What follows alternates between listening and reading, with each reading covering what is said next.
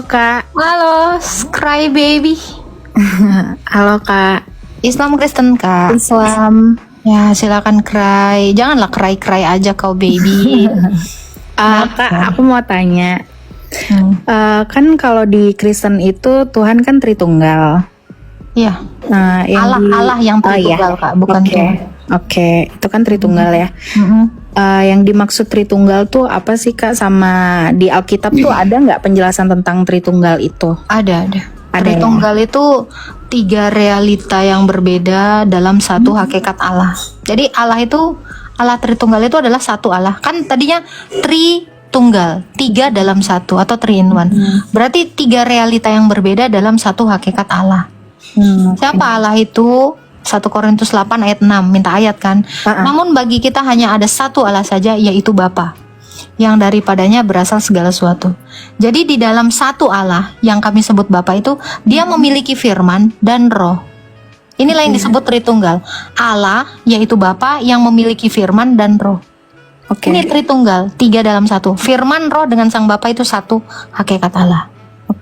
Nah itu kan firman, roh, Bapa itu kan Tritunggal ya Kak ya? Jadi satu firman kan? dan roh, ya firman dan roh itu di dalam Bapa. Nah terus maaf nih Kak, aku mau tanya, kenapa orang Kristen tuh nyebut Tuhannya tuh Yesus? Kenapa nggak Allah aja? Kan sama aja tuh Tritunggal. Kenapa harus sebutnya Yesus? Apakah ada perintah di kitabnya tuh yang nyuruh sebutlah aku Yesus apa gimana? Ada nggak Kak?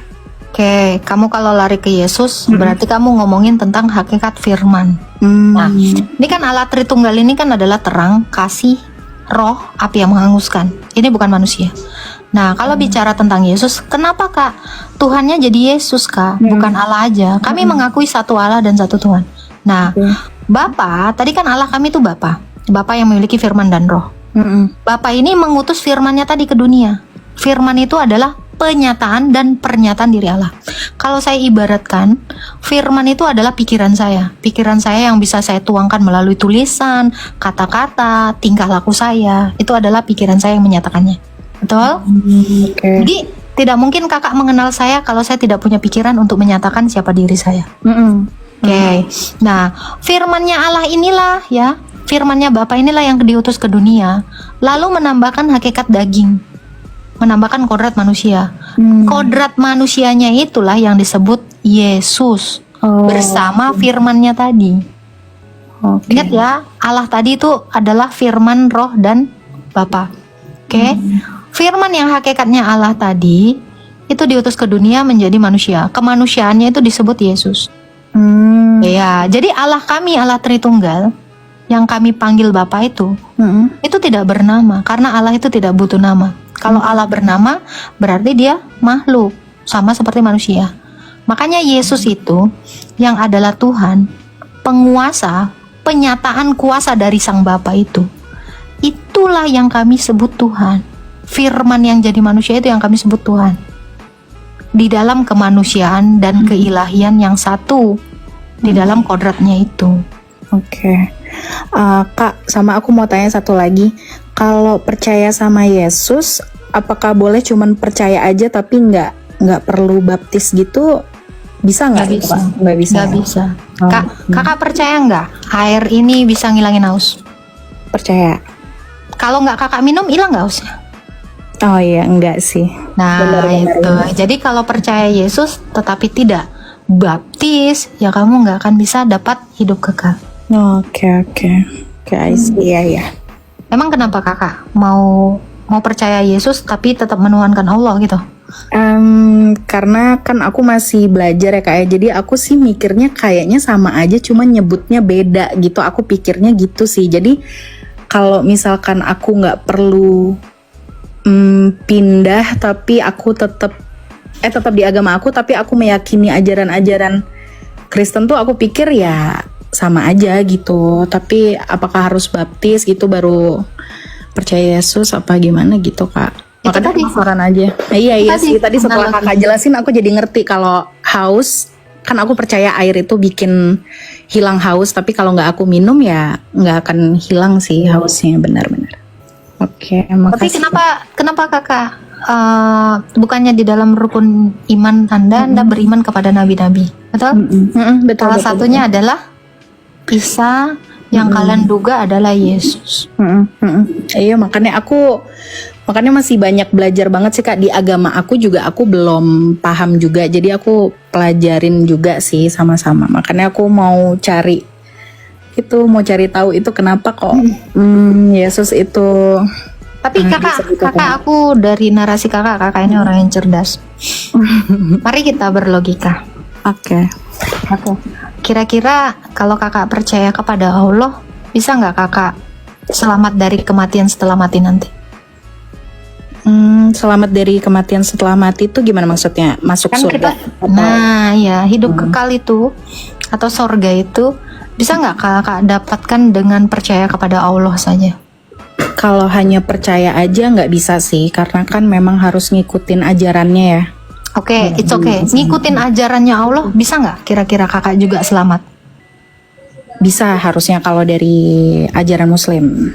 Oke, siapa satu orang Islam atau seorang Muslim yang sudah membuktikan bahwa bisa masuk surga, percaya kepada Allah dan menjalankan syariatnya? Nah itu belum ada yang bisa buktiin Kak, karena kan belum akhir zaman ya setahu aku, jadi belum ada buktinya sih itu. Oke, belum ada buktinya, makanya kakak harusnya jangan percaya, betul nggak? Oke. Oke, Kak, nih saya kasih tahu ya. Di dalam ini sebenarnya ada gulungan berapa juta uang. Kakak percaya nggak? Nggak percaya. Kenapa? Karena aku nggak lihat. Tapi aku bisa pastiin Kak, di sini tuh ada uang segitu banyak, serius. Aku nggak percaya sih karena nggak lihat itu. Good. Lalu kenapa kakak percaya kepada Allah kalau kakak belum melihat keselamatan di dalam diri Allah Subhanahu wa Ta'ala? Ya itu sih Kak. Ada keraguan, makanya kan aku tanyakan itu. Makanya saya bilang, mari kita berlogika. Saya tahu kakak ini orangnya pinter. Saya juga dari Islam kok. Oh iya Kak. Makanya Kak, mari kita pakai logika. Kenapa kakak masih bersandar kepada sesuatu yang kakak belum ketahui tadi nih? Kakak tadi berkali-kali loh saya tanya. Kakak yakin dong, di sini tuh ada uang miliaran. Tapi kakak nggak mau percaya. Harusnya kakak juga meyakinkan diri Anda. Ketika Anda belum bisa melihat ada keselamatan di dalam Allah, satu Muslim pun yang selamat. Tetapi saya mau kasih tahu, Tuhan Yesus sudah membuktikan itu 2000 tahun yang lalu. Dengan jalan dia menjadi manusia, tadi saya udah jelasin, dia sengaja mati, dia menitipkan nyawanya kepada Sang Bapa untuk menerimanya kembali, dia turun ke dalam kerajaan maut, dia membuktikan kepada orang-orang yang mati, saya ini Tuhan, dia mendeklarasikan dirinya Tuhan kepada orang mati dan kepada orang hidup. Dengan cara dia bangkit, dia buktikan, saya ini yang bisa menyelamatkan kalian. Dengan cara apa? Saya sudah injak-injak kematian dan saya bangkit dari kematian. Itu yang dilakukan Yesus, dan dilihat ribuan pasang mata. Bukan hanya muridnya, bukan ratusan, tapi ribuan orang-orang Galilea. Karena setelah kebangkitannya, dia selama 40 hari, dia menampakkan diri ke orang-orang Israel. Sudah pasti ribuan orang yang menyaksikan itu. Dan sudah pasti orang-orang di Israel sana tahu penyaliban itu tuh gempar sampai kemana-mana peristiwa penyaliban itu. Itu bukti iman adalah sesuatu yang kita harapkan dan bukti dari apa yang belum kita lihat. Itu yang namanya iman.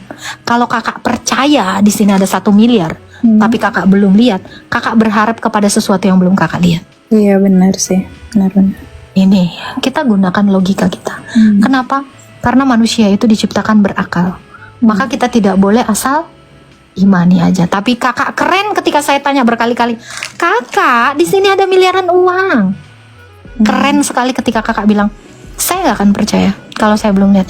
Tapi kalau saya buka dan beneran ada duit di dalamnya, kakak jadi percaya nggak? Iya percaya karena ada buktinya. Nah Yesus itu kayak gitu. Ketika dia mengaku akulah Tuhan, dia membuktikannya. Tuh.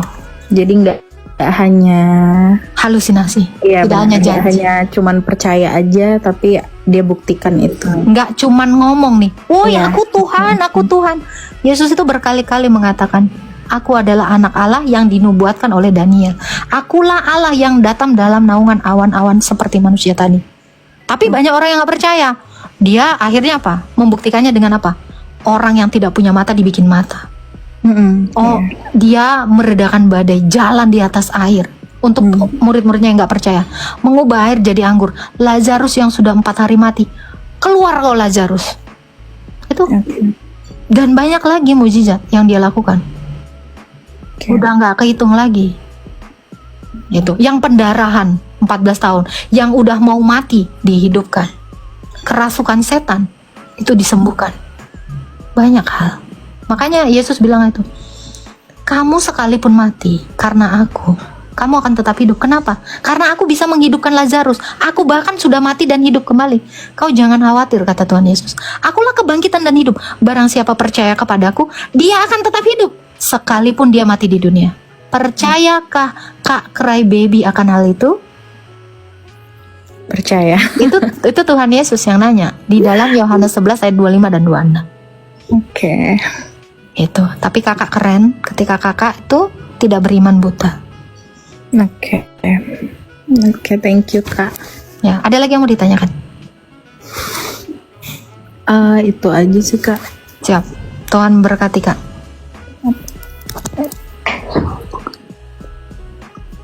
Sama ini Kak, satu aku mau tanya lagi. Silakan. Tentang surga dan neraka di Kristen itu dan gimana bentuknya? Apakah ada penggambaran di Alkitab itu Kak? Surga dan neraka. Surga itu adalah keadaan di mana manusia itu menyatu dengan Allah. Shalom, Pak Jack. Salam Agatha, salam. Shalom. Benar ya Pak ya? Saya Agatha. selesaikan. Oke, silakan. Iya, silakan. Enggak, Pak Jack aja silakan. Gini. Saya halo, salam Kak Cry Baby. Hai, Saya bisa iya. kenalkan ke ke sister yang lain. Kalau misalnya Cry Baby bisa saya kenalkan, dia juga bisa bantu bimbing. Kalau Kak Agatha kan memang dia kita sebut sebagai ini ya, fighter lah istilahnya gitu loh. Oke. Tapi kalau Cry Baby butuh ambulan, nah kita sediakan ambulan. Astaga Tuhan. jadi gitu ya. Tolong follow saya ya Cry Baby. Oke, boleh. Oke, thank Follow you ya. teman-teman. Nanti Ini saya akan kenalkan. Pak Jack. Ini bapak saya ya. Ini Pak Jack. Teman udah lama ini. Oke. Saya lanjutkan ya. Saya izin turun ya. Sorry Agatha, aku turun ya. Thank you. Salam. you. Tuhan berkati. Makasih. Tolong nanti follow saya ya. Thank you so much. Oke, siap. Terima kasih. Oke, ini saya jelaskan ya, sorga dan neraka. Sorga itu adalah keadaan di mana kita manusia bersatu atau terhubung dengan Allah yang kudus. Ya, Allah yang kudus. Allah itu kudus. Jadi kalau kita tidak kudus, kita tidak akan bisa bersatu dengan Allah. Jadi kita butuh kekudusan supaya kita bersatu. Itulah sorga. Neraka itu tempat iblis dan malaikat-malaikat serta pengikutnya. Jadi di mana iblis dan malaikat serta pengikut malaikat iblis ini berada, disitulah neraka. Keadaan yang tidak ada Allah. Oh, Ya, Allah itu adalah sumber hidup. Setuju? setuju. Kalau neraka itu keadaan ketiadaan Allah, ada hidup nggak? Nggak ada. Nggak akan mungkin ada. Jadi neraka itu adalah keadaan di mana tidak ada Allah. Oke. Oke, setiap orang yang bersatu dengan Allah itu disebut keadaan sorga. Makanya kenapa kita butuh Tuhan Yesus untuk apa? Untuk membuat kita menjadi ciptaan baru yang kudus supaya kita bisa menyatu dengan Tuhan Oke. atau dengan Allah itu. Oke. Jadi Itu ada surga di- bukan tempat, neraka juga bukan tempat, Oh, tapi keadaan. keadaan. Keadaan. Ya. Jadi kalau saya bisa analogikan Kak, Kakak pernah lihat ikan? Iya, pernah. Ikan yang di kolam, sumber hidupnya di mana? Di air. Nah, Allah itu seperti air tadi. Oke. Ikan itu seperti manusia. Apa yang terjadi kepada ikan kalau diambil dari sumber hidupnya air? Mati. Ya, itu keadaan mati tadi itu terpisah dari Allah yang adalah sumber hidup kita. Oke. Gitu. Jadi itulah keadaan sorga itu, ikan menyatu dengan airnya, itulah sorga. Kira-kira udah bisa dibayangkan? Oke, ya bisa. Nah, itu keadaan sorga. Neraka itu keadaan ikan itu tadi terpisah dari sumber hidupnya karena dia tidak ada di air. Oke. Itulah neraka. Itu keadaan terpisah surga, dari air. keadaan bersama dengan Tuhan itu. Nah, kalau masuk surga apa yang dikerjakan itu Kak di keadaan surga itu? Kalau di dalam Kristen, Kira-kira ikan itu apa yang dia lakukan di airnya itu? berenang. Seneng kan? Seneng Iya. berenang gitu kan, Iya. bersuka cita. Nangis nggak? Kayak waktu ikan itu ditarik, ngelepar-ngelepar gitu. Enggak. Nah, Beda. jadi sorga itu adalah di mana sukacita itu berada, tenang, damai. Enak kan ngeliat ikan. Aku tuh bahkan salah satu terapi orang stres tuh lihat ikan. Ikan tuh kayaknya damai, tenang, lalu lalang gitu kan. Bener Iya nggak? benar. Iya, tanpa ada. Nah, neraka itu adalah tempat di mana perkabungan itu ada. Keretak gigi, sakit. Oke. Nah, itu seperti ikan yang menggelepar tadi. Oke. Itu aja simpelnya. Oke, itu penjelasannya di Alkitab Ada. di mananya Kak? Ada. Ada. Aku Itu saya hanya kasih analogi ya. Jadi di dalam Alkitab dikatakannya bahwa 1 Korintus 8 ayat 6 adalah dan satu Tuhan saya. Namun bagi kita hanya ada satu Allah yang daripadanya berasal dari segala sesuatu, sumber dari segala sesuatu. Oke. Jadi sang sumber itu adalah Allah kita. Oke. Tapi kalau analogi saya tadi itu adalah ya analogi ya. Iya. Karena Allah itu adalah sang hidup. Karena di Alkitab dikatakan Allah itu adalah hidup. Oke. Ini saya bacakan ya Kak. Bahkan saya dapat analogi ini pun jadi dari Alkitab ya. Pada mulanya Allah menciptakan langit dan bumi. Bumi belum berbentuk. Gelap gulita menutupi samudra raya. Roh Allah, roh itu nafas. Nafas Allah itu melingkupi bumi tadi. Oke. Jadi roh Allah itu ada di air, ada di udara, ada di tanah. Ketika Allah itu berfirman, nih sang firman yang adalah Yesus. Baiklah tanah mengeluarkan tunas-tunas. Gimana caranya tanah itu bisa mengeluarkan tunas? Karena sudah ada roh Allah di situ. Sudah ada hidup. Kakak boleh cek di tanah ada udara nggak?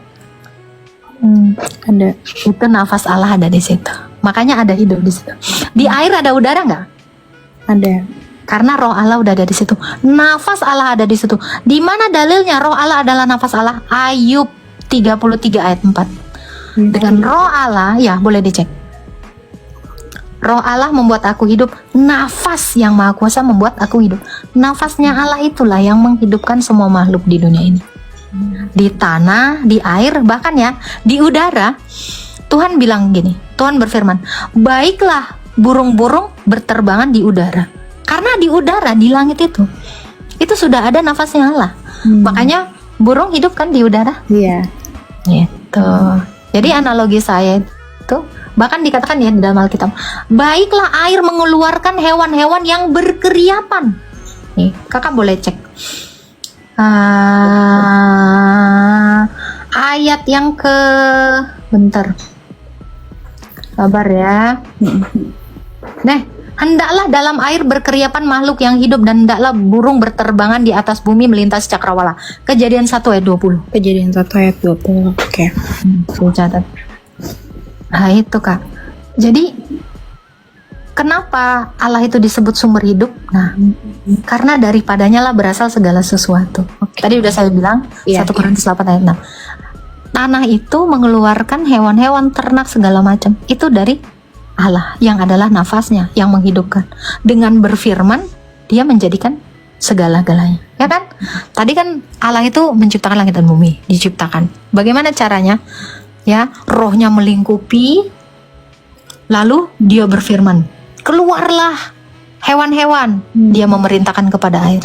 Itu Yesus tadi itu, firman itu Yesus itu. Makanya apa yang dilakukan Allah atau yang dilakukan Bapa, itu yang dikerjakan Anak dan Roh Kudus. Itulah ketritunggalan tadi, bekerja bersama-sama. Contoh kayak saya, kalau saya bicara Kak, suara saya sampai ke kakak, itu kerjasama antara nafas saya, pikiran saya, dan tubuh saya yang bibir saya bergerak-gerak dengan pita suara saya yang mengeluarkan bunyi. Betul? Betul. Bisa nggak kalau saya mayat toh, tanpa roh, tanpa pikiran bisa ngomong? Nggak bisa. Nah itu, firman itu bersama-sama dengan Sang Bapa dan Sang Roh Kudus menciptakan. Sama seperti saya yang adalah manusia, unit dari Tritunggal itu pun bekerja bersama-sama untuk menyatakan diri saya. Saya bisa mengatakan saya Agatha. Itu yang mengaku itu adalah pikiran, roh, dan tubuh saya. Oke. Jadi ketika Yesus mengatakan, Aku menciptakan dunia ini, Yohanes 1 ayat 10, berarti dia berbicara tentang ketritunggalannya. Dia bersama dengan Sang Bapa dan Roh Kudus. Oke. Berarti Kak, kalau tadi surga itu keadaan di mana manusia bersama dengan Allah, kalau misalkan orang-orang yang tidak percaya dengan Yesus itu kan dia kan di neraka. Ya, Nah, terpisah mati. apakah Tuhan akan datang ke mereka atau sudah karena mereka tidak percaya jadi Tuhan biarkan aja apa gimana, kan Tuhan Maha Pengasih kan? Ya, karena begitu besar kasih Allah sehingga dia mengaruniakan anaknya yang tunggal supaya setiap orang yang percaya kepadanya beroleh hidup kekal dan tidak binasa. Itu yang dilakukan Yesus 2000 tahun yang lalu di kayu salib. Nah, tugas kami yang sudah percaya, ini karena kasihnya Allah kami, kami juga mengasihi kalian dengan cara memberitakan kebenaran ini. Bukti dari kasih itu kan menyatakan kebenaran. Oke. Saya misal ya Kak, saya mengaku saya mengasihi Allah, tapi saya nggak mengasihi kakak. Kok bisa? Saya nggak kasih tahu kakak bahwa Yesus itu adalah Tuhan yang benar. Kalau saya tidak kasih tahu kakak, saya berarti bohong mengasihi kakak. Kalau kakak punya seorang orang tua ya, ibu lah misalnya ibu. Kakak itu udah di tengah-tengah comberan gitu, di tengah-tengah parit gitu. Kalau apa yang dilakukan ibu kakak ketika melihat kakak udah sampai mau jatuh? Pasti menolong sih. Ngasih tahu dulu nggak? Iya. Ngasih tahu dulu kan. Jangan main di situ nak. Nanti kamu nyebur ke got atau ke comberan. Terus kalau nggak ngeyel juga kan ditegur kan. Nah itu yang saya lakukan itu wujud dari kasih saya kepada Allah dengan cara apa? Mengasihi orang-orang yang belum percaya sama Yesus ini. Seperti ibu yang mengasih tahu anak tadi nih. Kami ngasih tahu jangan percaya ilah lain selain Yesus. Karena kami sudah tahu ilah yang benar itu adalah Yesus. Kalau kamu nggak percaya, kamu akan seperti ikan yang keluar dari air tadi. Oke, ya. Oke deh Kak, udah paham. Terima kasih ya Kak. Siap. Ada lagi yang mau ditanyakan? Udah, itu aja. Nanti aku lewat yang tadi Pak Jack itu. Biar teman Tuhan yang lain memberkati. gantian. Iya, terima kasih Ya. Kak. Ya.